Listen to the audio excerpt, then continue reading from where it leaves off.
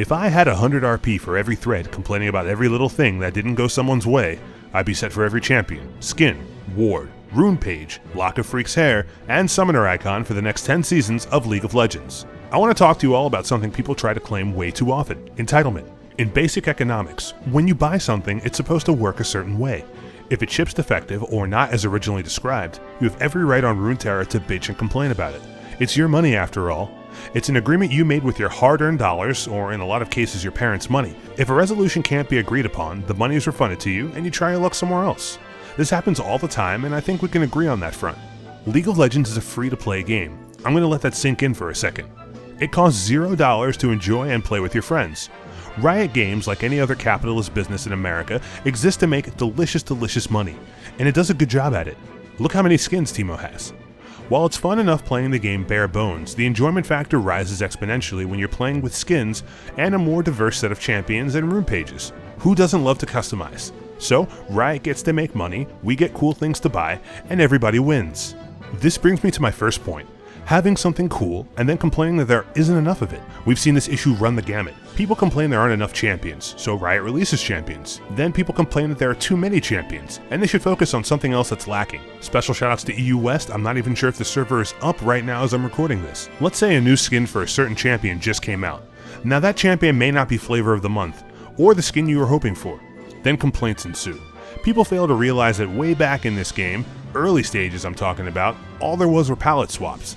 Now we have skins with different voiceovers, entirely new animations and textures, and they still want them for 975 RP. To sum it up, you want more for less money, because f*** your justification. I'm right, and Riot's wrong. I've got an example for you. Rumble, who I feel is a solid champion, only has a little bit over a 1% pick rate, an outdated model and rig, and people keep asking and wondering, why doesn't he have more skins? The last 5 skins that came out and released, Gangplank, Elise, Zyra, Vi, and Thresh, all got new skins. But interestingly enough, all of those champions have a way higher pick rate than Rumble. But that logic doesn't make any sense because in the end, it's not what the Rumble players care to hear. Remember the uproar with the limited edition skins coming out of the vault? The amount of sodium that was produced could make an entire server population have a heart attack. You can't compare the player base from early 2011 to today. There are way many more people playing now who would have loved to get those skins in the past but might not have been able to.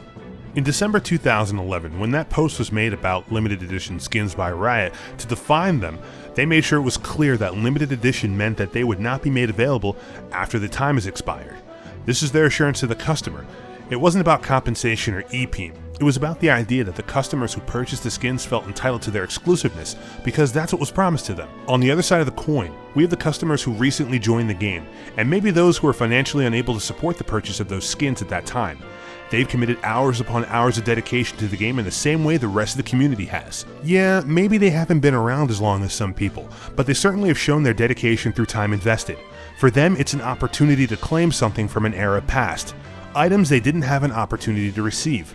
Items that for all intents and purposes have no impact on actual gameplay. They feel entitled to these skins because of their dedication.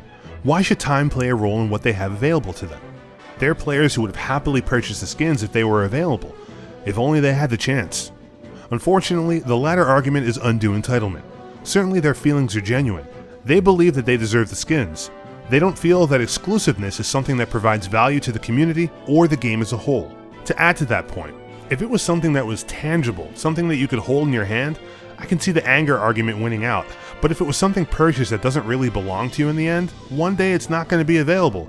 And it's true, when League of Legends eventually goes away, everyone's going to be on the same page with nothing. But that decision is on Riot, and no matter what a business like this does, the decisions that are made are going to make a subset of players happy, and a subset of players fucking pissed. The important distinction is that whatever choice is made, are more people happy than mad? I'd wager that more people were happy the skins were made available. I was one of those people after all. Can you say that you would have done the same thing at the end of the day when you were the one trying to make $1? In a business, like I said before, you want to make money, but you also want to keep your customers happy enough so that they keep giving you money. Otherwise, your business suffers, and then you can't continue to do business. The cycle of money and emotions continues. Someone will be happy, someone will cry. A lot of people don't seem to understand that Riot has come a long way from its beginnings in 2008. It's a totally different game today. It's like night and day, like Leona and Diana. I don't think anyone knew it was going to get to the scale it's at now. Being the consumer, it's easy to say, Riot has so much money, so why can't we have feature X or champion Y? So I'm going to ask you, have you ever made or developed something other than microwave food? When what you're making comes out just okay, shoutouts to Guido, then what you're doing is setting a standard that you're going to release a just okay product. You don't give anything for your customers to look forward to, but something that's just mad decent.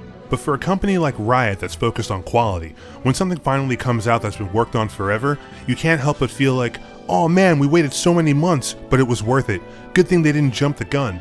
Remember how we all felt when Spectator Mode came out? I can't imagine League of Legends without it. Imagine for a second why companies like Valve and Blizzard are so successful. They don't rush anything. If I ever see Half-Life 3 before I'm a grandfather, I know it's going to be the release of a lifetime. And everything that Blizzard puts out bleeds quality. It's because they don't release something until it's ready. It also helps to have a lot of money, but I'm sure Riot's going to get to that stage someday. Now, it's entirely possible that we could have a much higher quality game if we were paying a monthly fee, like $15 a month. That's pretty standard. At that point, would you still play League of Legends? Ask yourself that. I'm going to wager if there was a monthly fee, there'd be a lot fewer players. My mother always said never to look a gift horse in the mouth. In this analogy, Riot Games is the horse. We have so much good content given to us for free, and we have a habit of assaulting the horse violently until it vomits up even more things to offer to us. And when those things include updated map textures, more server locations, better looking champions, updated lore, more game modes, constant balancing, intense community connections via forums and Reddit, I guess it's only natural then to wonder why someone can't play AD Soraka? In closing, I think we should appreciate all we're given and stop acting like Riot owes us the world. They really don't owe us anything more than a pleasurable gaming experience, which most of the time, minus the occasional troll or AFK, we end up getting. Except for EU West, I really don't know what they did to get such a shitty server. Honestly, those guys need a relief fund set up. Riot, please. Yes!